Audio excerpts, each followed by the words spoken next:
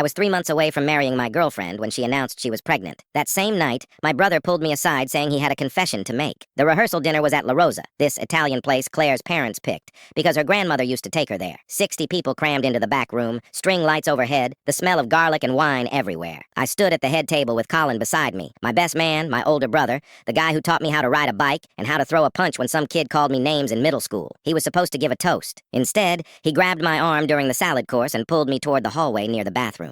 "I need to talk to you. Can it wait? We're about to—" "No," his voice cracked. "It can't." The hallway smelled like bleach and old carpet. Colin's face was pale, his tie loosened like he'd been tugging at it for hours. He wouldn't look at me. "What's going on?" "I need you to forgive me." He said it fast, like ripping off a bandage. "Before the truth comes out. I need you to know I never meant—" "Colin, what are you talking about?" He opened his mouth, closed it, opened it again. Then he just shook his head and walked back toward the dining room. I followed, confused, my stomach starting to twist in a way I didn't understand yet. He didn't sit down. He stood at his chair, picked up his wine glass, and tapped it with a fork. The room went quiet. Claire smiled at me from across the table. Her hand rested on the small bump under her dress. "I have something I need to say." Colin's voice was too loud, too raw. "I can't let this wedding happen without everyone knowing the truth." My dad frowned. My mom set down her fork. Claire's smile faded. "Colin, sit down," I said. He didn't. His hand shook, and wine sloshed over the rim of his glass onto the white tablecloth. "The baby." He stopped, swallowed. "The baby's mine." The room didn't gasp. It didn't erupt. It just froze. 60 people holding their breath at the same time, and the only sound was the clatter of someone's fork hitting their plate. I laughed. Not because it was funny, but because my brain couldn't process what he'd just said. It didn't make sense. It was a joke, a bad one, and any second he'd start laughing too and say he was kidding. He didn't laugh. Claire's chair screeched as she shot to her feet. "That's not true!" Her voice was sharp, panicked, and that was when I knew. That was when the twist in my stomach became a freefall. "Colin, what the hell are you doing?" she shouted, her face red, her hands shaking. "I'm sorry," he said, and he wasn't looking at her. He was looking at me. "I'm so sorry." My mom stood up. Not fast, not dramatic, just slow and deliberate, like she'd been waiting for this moment. She reached into her purse and pulled out a folded stack of papers. "I have the messages," she said. Her voice was calm, steady, deadly. "I think everyone deserves to see them." Claire's face went white. Colin lunged toward my mom, reaching for the papers, but my dad blocked him. People started murmuring, chairs scraping, someone's aunt asking what was happening. My mom walked over to me and put the papers in my hand. I didn't want to look. I knew if I looked, it would be real, but my fingers unfolded them anyway, and the first thing I saw was Claire's name at the top of a text thread. "I wish it was yours. He'll never know. We just have to get through the wedding." My legs felt like water. The room spun. Claire was saying something, her voice high and frantic, but I couldn't physically hear anything. Colin grabbed my shoulder. "Let me explain." I shoved him off, hard. He stumbled back into the table and someone's glass shattered on the floor. Claire was already moving toward me, hands outstretched like she could physically stop what was happening. "Those texts are fake. Your mom is lying." My mom didn't flinch. She just held up her phone, screen facing the room. "I took screenshots before I printed them. Anyone who wants to verify the number is welcome to check." Claire's face went from white to red. "You went through my phone? You left it on the counter at our house last week." My mom's voice was ice. "It was open. I saw enough." Claire turned to me, tears streaming now, mascara running in black streaks. "I can explain. This isn't what it looks like." I held up the papers. My voice came out flat, like someone else was using my mouth. "Then explain this. Explain why you're texting my brother about wishing the baby was his." She opened her mouth, closed it. Her hands dropped to her sides. Colin tried again, stepping toward me with his palms up like he was approaching something dangerous. "It was one time, one mistake. We were both drunk and it didn't mean anything." "One time?" My mom's voice cut through. "The texts go back 4 months." The room erupted. Claire's mom stood up,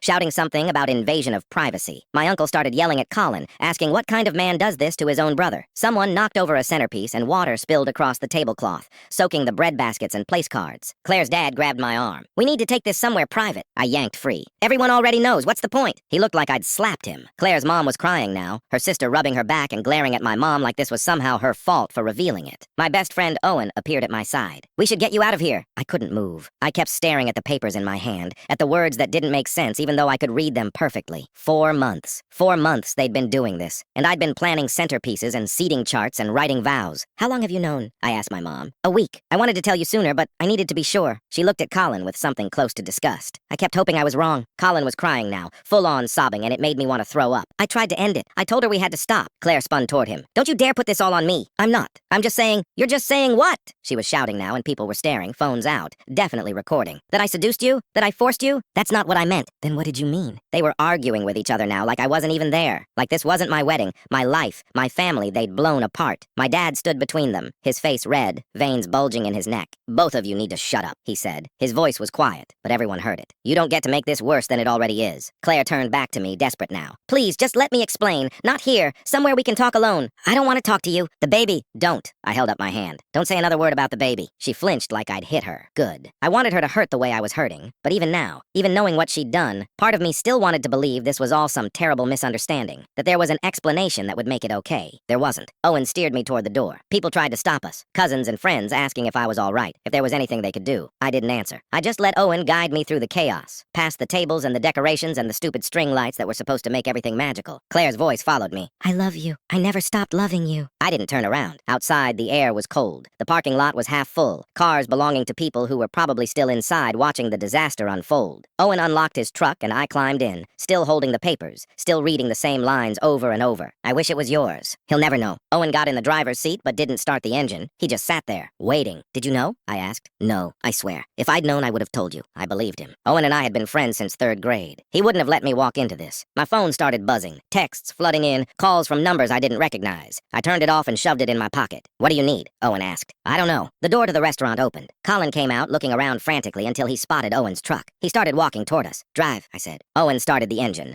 Colin broke into a run, waving his arms, shouting my name. Owen peeled out of the parking lot and I watched my brother shrink in the side mirror until we turned a corner and he disappeared. We drove in silence for 10 minutes before Owen spoke again. Where do you want to go? I don't care. He took me to his apartment. His girlfriend was out of town visiting family, so it was just us. He set me up on the couch with a blanket and a bottle of water I didn't drink. My phone stayed off. I didn't want to see the messages, the calls, the inevitable social media posts that were probably already spreading. Owen sat in the chair across from me. You should try to sleep. I nodded but didn't move. Sleep felt impossible. Every time I closed my eyes, I saw Colin's face, Claire's tears, my mom's calm, steady voice as she handed me proof that my entire life was a lie. I'm supposed to get married in 3 months, I said. Owen didn't respond. What was there to say? The texts had been going on for 4 months. That meant it started around the time she told me she was pregnant. Right after we'd celebrated and told our families and started planning the wedding. She'd been sleeping with my brother while I was picking out flowers and arguing with the caterer about menu options. I read the papers again. There were more messages I hadn't focused on before. Discussions about meeting up when I was at work. Jokes about close calls when I almost caught them. Plans to tell me the truth after the baby was born, when it was too late to back out. They'd planned this, both of them. And I'd been so clueless, so trusting, I hadn't seen any of it. My phone stayed off for 2 days. Owen brought me clothes from my apartment while I was sleeping. Said my door was unlocked and half my stuff was already gone. Claire had a key. She'd taken it upon herself to start packing, he guessed, though he didn't see her there. On the 3rd day, I turned my phone back on. 347 notifications, texts, missed calls, voicemails, emails. I deleted them without reading most of them, but a few names caught my attention. My mom, my dad, Owen, and dozens from Claire and Colin. Colin's messages were all the same. Variations of, please talk to me and I can explain, and you're my brother, like that meant anything anymore. Claire's were different. The first dozen were apologies, begging me to call her. Then they shifted. She started defending herself, saying I was being unreasonable, that I wasn't even giving her a chance to explain her side. By the end, she was angry, telling me I was throwing away our future over a mistake, that I was abandoning her and the baby, that I was just like my mom, cold and vindictive. I blocked her number, but she didn't stop. She called from different phones, her mom's, her sister's, a number I didn't recognize that turned out to be her coworker. Each time, I hung up as soon as I heard her voice. Each time, she called back. Owen walked in while I was staring at my phone, watching it ring for the 5th time that hour. You should change your number. I will, but I didn't. Not yet. Part of me wanted to know what she'd say,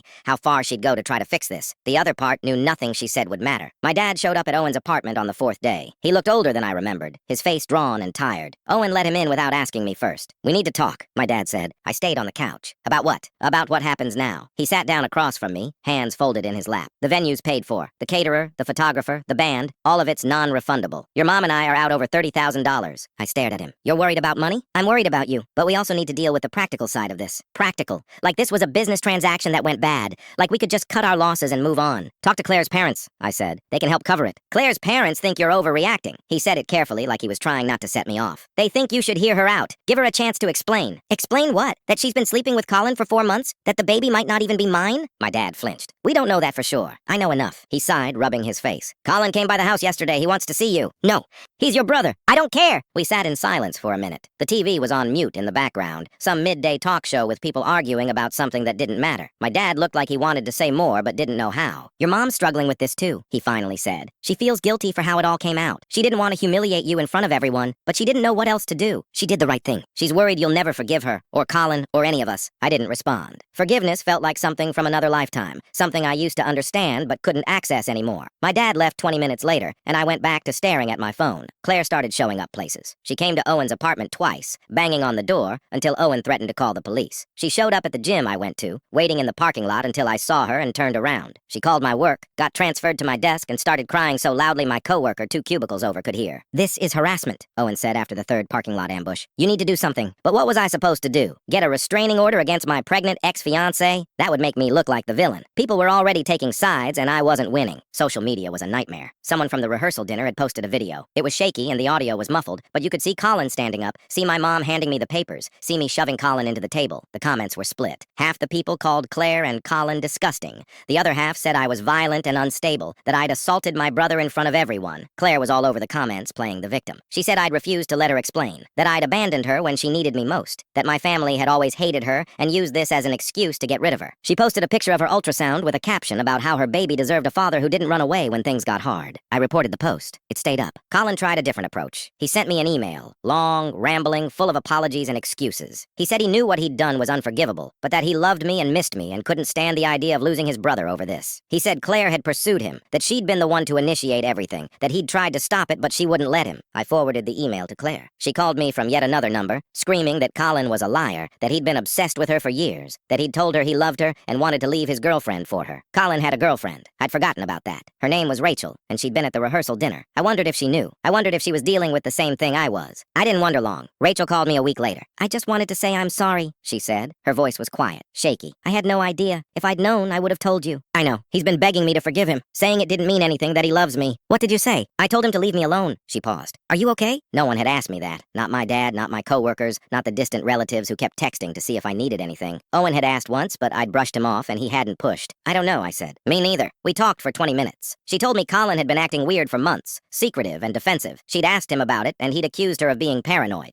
Now she was wondering what else he'd lied about, how long it had been going on, whether she could trust anything he'd ever told her. I understood. After we hung up, I felt lighter. Not better, but lighter. Like I wasn't the only one drowning. Claire escalated again. She showed up at my parents' house asking my mom to convince me to talk to her. My mom shut the door in her face. Claire sat on the porch for 3 hours until my dad called the police and asked them to remove her for trespassing. She posted about that too. Said my family was cruel and heartless, that they were keeping her away from the man she loved. The comments filled with people saying I should give her a chance, that everyone makes mistakes, that the baby was innocent in all this and deserved a father. But the baby wasn't innocent. The baby was the proof of what they'd done. Every time someone brought up the baby, I wanted to scream. Colin tried to meet me in person. He waited outside my office one afternoon, stepped in front of me as I was walking to my car. "Please," he said, "just 5 minutes." "Move! I need you to understand, it wasn't supposed to happen. We didn't plan it." "You planned it for 4 months. That's not—" He stopped, ran his hands through his hair. "Claire's a mess. She's not eating, not sleeping. The stress isn't good for the baby." "Then she should have thought about that before she slept with you." "She loves you. She made a mistake, but she loves you." I stepped around him. He grabbed my arm and I jerked away so hard he stumbled backward. "Don't touch me. I'm your brother." "No," I said. "You're not." I got in my car and drove away. In the rearview mirror, I saw him standing in the parking lot watching me leave. The wedding date came and went. I called in sick to work and spent the day at Owen's apartment with the blinds closed. My phone buzzed constantly, people asking if I was okay, if there was anything they could do, if the wedding was really canceled. I turned it off around noon and left it off. Owen brought pizza. We didn't talk about it. We just sat there watching old action movies until I fell asleep on the couch. When I woke up, it was dark outside. Owen was in the kitchen making coffee. My phone was on the table in front of me, powered on. 17 new voicemails. "Your mom called the apartment line," Owen said. "She's worried about you." I called her back. She answered on the first ring. "Where have you been? I've been trying to reach you all day. I needed space. Claire's in the hospital." My stomach dropped. "What happened?" "She had a panic attack. Her mom found her on the floor, couldn't breathe, thought she was in serious danger. They kept her overnight for observation." My mom's voice was flat, like she was reading from a script. "She's been asking for you." "I'm not going. I'm not asking you to. I'm just telling you what happened." "Is the baby okay?" "As far as I know, yes." I hung up. 2 hours later, Claire's mom called. Then her sister. Then 3 of her friends I barely knew, all of them saying the same thing. Claire needed me. The stress was too much. She was scared for the baby. I was being selfish. I blocked all their numbers. My boss called the next day. Someone had reached out to HR, claiming I was unstable and potentially a threat to myself or others. They wanted me to take a leave of absence just until things settled down. Paid, he assured me, like that made it better. "Who called?" I asked. I can't disclose that, but I knew. Claire or Colin or one of their allies, trying to make me look dangerous, trying to control the narrative. I took the leave. I didn't have a choice. Going into the office meant facing coworkers who'd seen the video, who'd heard the rumors, who looked at me like I was either a victim or a monster, depending on who they'd talked to last. My cousin invited me to her house for dinner. She said she wanted to check on me, but when I got there, Colin was sitting at the table. He stood up when he saw me, hands raised like he was surrendering. "I didn't know he'd be here," I told my cousin. "I thought you two could talk, work things out." "We can't." Colin stepped forward. "Please, just hear me out." I left. My cousin followed me to my car, apologizing, saying she thought she was helping. I didn't respond. On the drive back to Owen's, she texted me that I was being immature, that family was supposed to forgive each other, that Colin was suffering too. I blocked her. Claire's social social media posts got worse. She shared ultrasound photos with captions about being a single mom, about how hard it was to do this alone. People sent her money.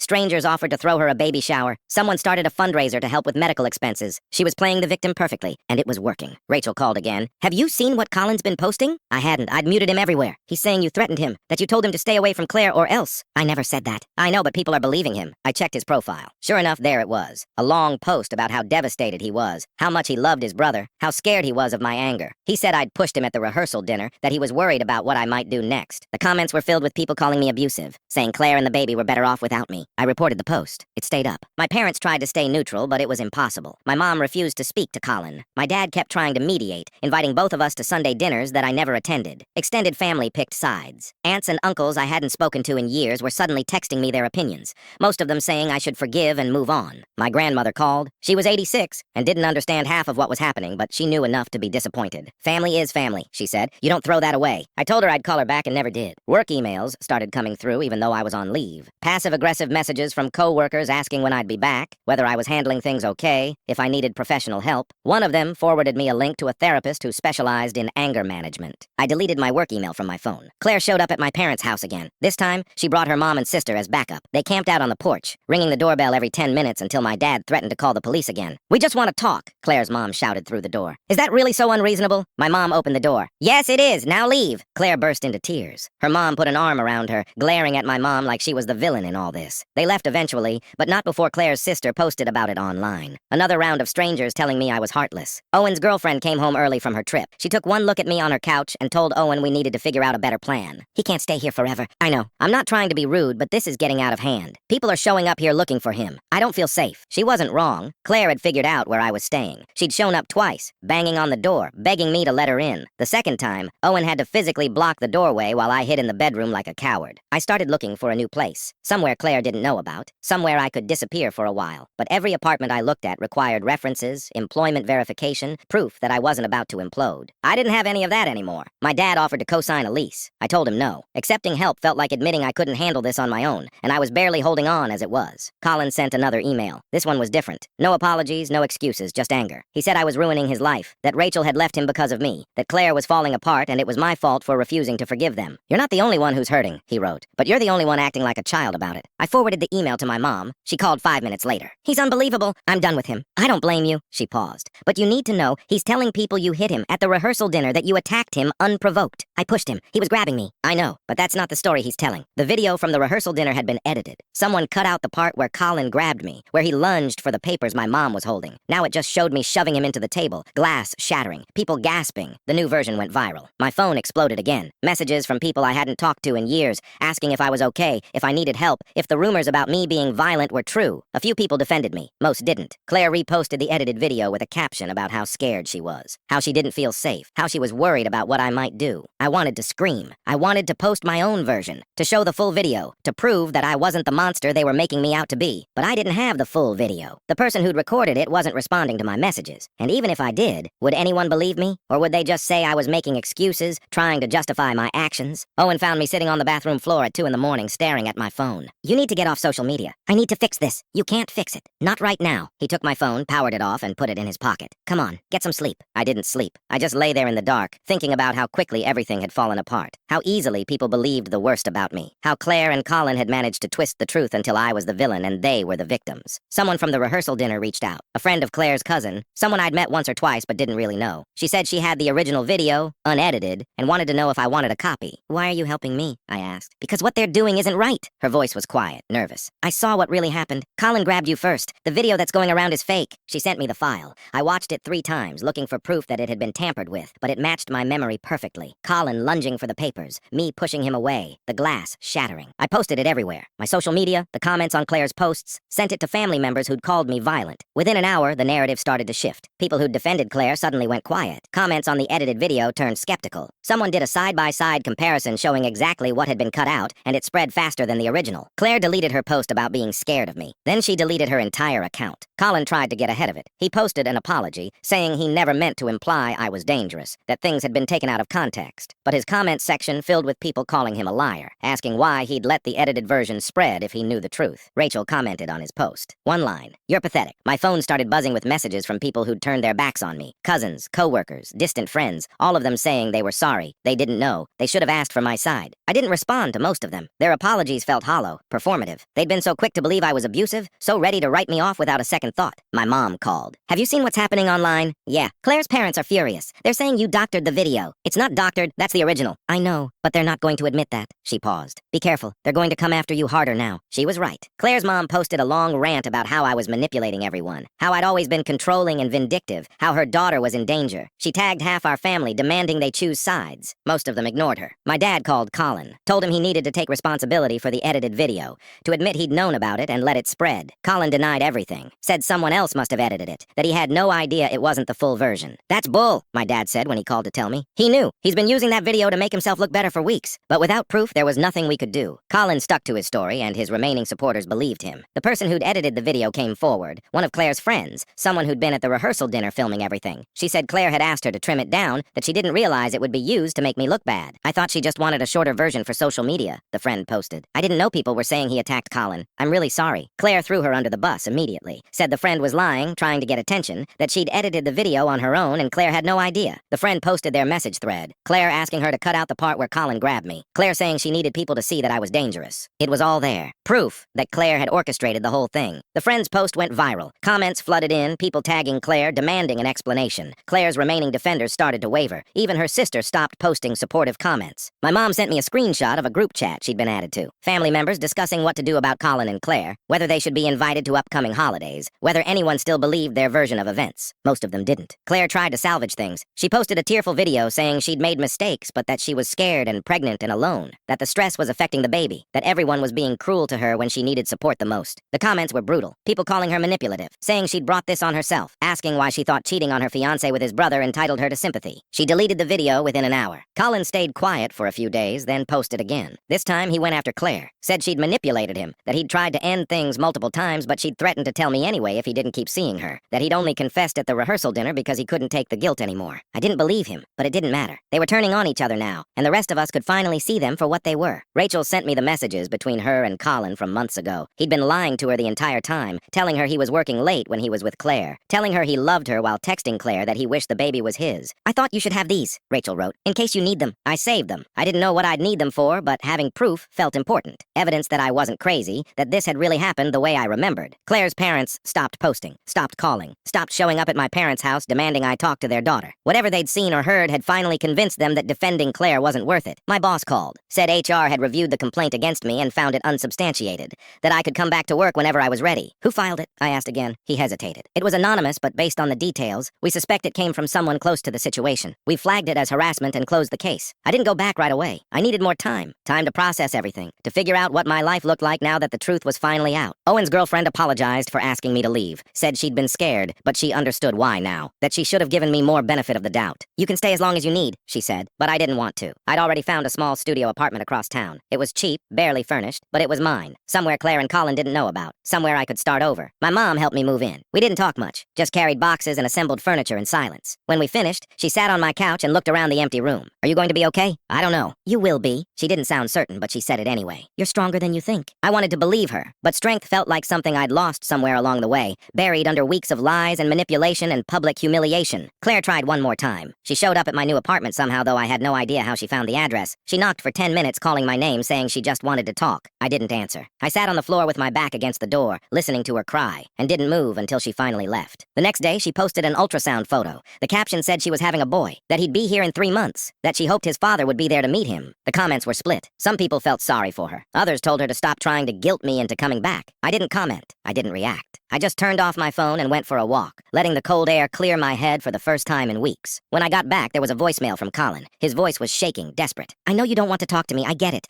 but we need to figure this out. Claire's a mess. She's not sleeping, barely eating. The doctor says the stress isn't good for the baby." He paused. "I know I screwed up. I know I don't deserve your forgiveness, but the baby didn't do anything wrong. Please." I deleted the voicemail. The baby didn't do anything wrong, but neither did I, and I wasn't responsible for fixing the mess they'd created. My mom called me a week later. "Claire and Colin are getting married." I set down my coffee. "What?" "Next Saturday at the courthouse. They sent out a group text to the family." "That's fast." "She's 7 months pregnant. I think they're trying to make it official before the baby comes." My mom's voice was tight. "Your dad and I aren't going. Most of the family isn't either." "Good." "Colin called your father, asked him to be his best man. What did Dad say?" "He hung up on him." The wedding invitation arrived in my mailbox mailbox 2 days later. Not a formal invitation, just a printed card with the date, time, and location. No RSVP, no personal message, just the facts. I threw it away, but the gesture felt significant. They were really doing this, making it official, acting like everything was fine, like they hadn't destroyed multiple lives to get here. Owen asked if I was going. I told him no. He didn't push. Rachel called. Did you get the invitation? Yeah. Are you going? No, you? Hell no. She laughed, but it sounded forced. I just wanted to make sure I wasn't the only one who thought this was insane. You're not.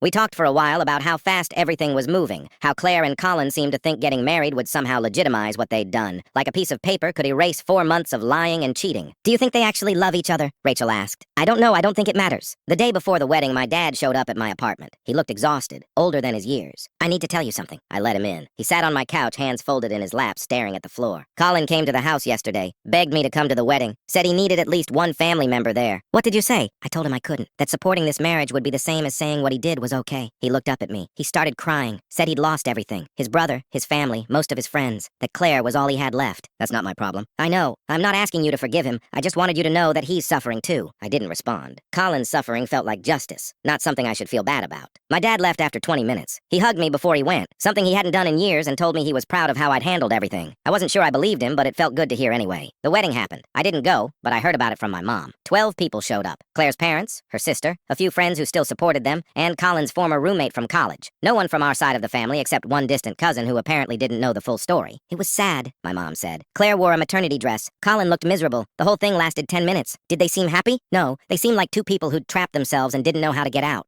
I felt nothing. No satisfaction, no pity, nothing. They'd made their choices and now they had to live with them. 2 days after the wedding, Claire's sister posted photos. Claire and Colin standing in front of a courthouse, her hand on her stomach, his arm around her shoulders. Both of them smiling, but the smiles looked forced, performative. The comments were brutal. People calling it a shotgun wedding, asking where the rest of the family was, wondering if they'd even make it a year. Claire's sister deleted the post within hours. Colin tried to reach out to me again. A long email about how he knew I'd never forgive him, but that he hoped someday we could at least be civil, that he wanted his son to know his uncle. I didn't respond. The idea of being uncle to a kid who existed because of their betrayal made me sick. A week later, my mom forwarded me a message from Claire's mom. Claire had gone into early labor. The baby was coming, and they were at the hospital. I thought you should know, my mom wrote, in case you wanted to send flowers or something. I didn't send flowers. The baby was born on a Tuesday. Colin posted a picture, just the baby's hand wrapped around his finger. The caption said, "Welcome to the world," with the baby's name and birth date. The comments were sparse. A few congratulations from people who didn't know the context. Mostly silence. I looked at the photo once and then closed the app.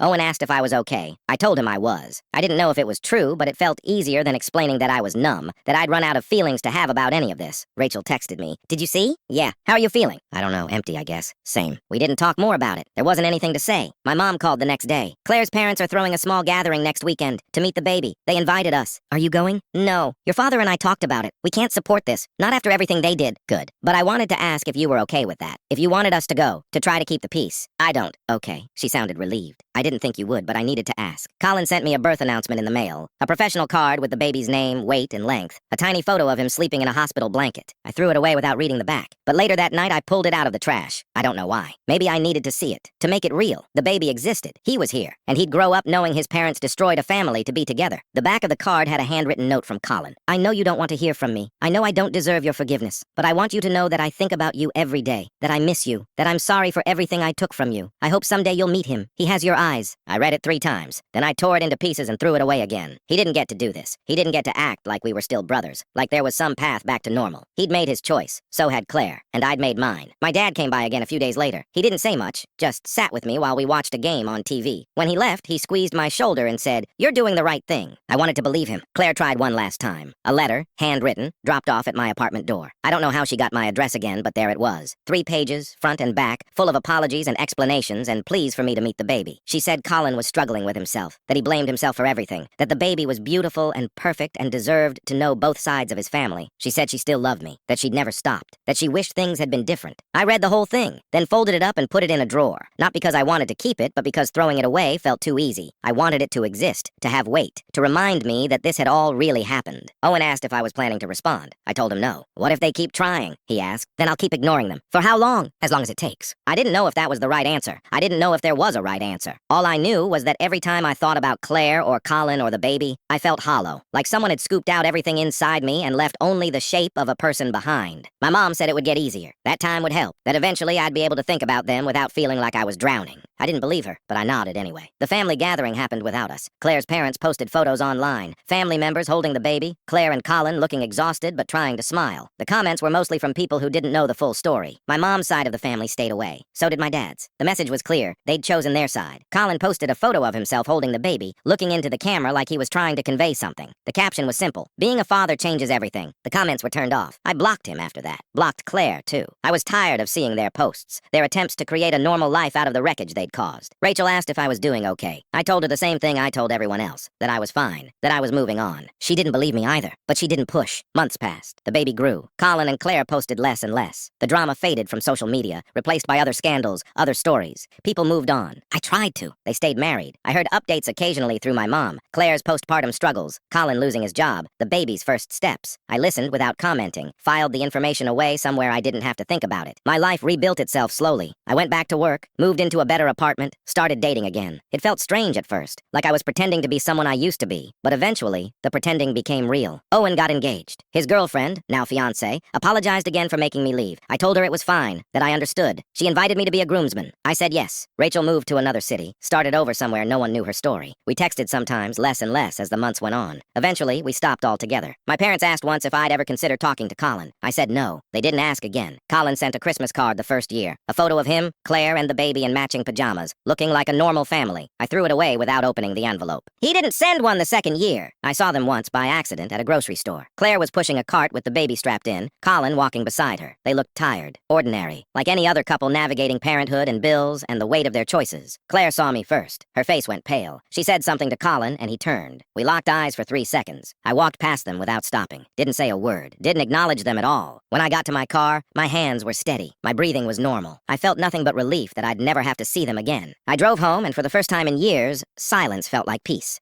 Thanks for watching. Don't forget to subscribe, like, and drop your favorite part in the comments. See you in the next one.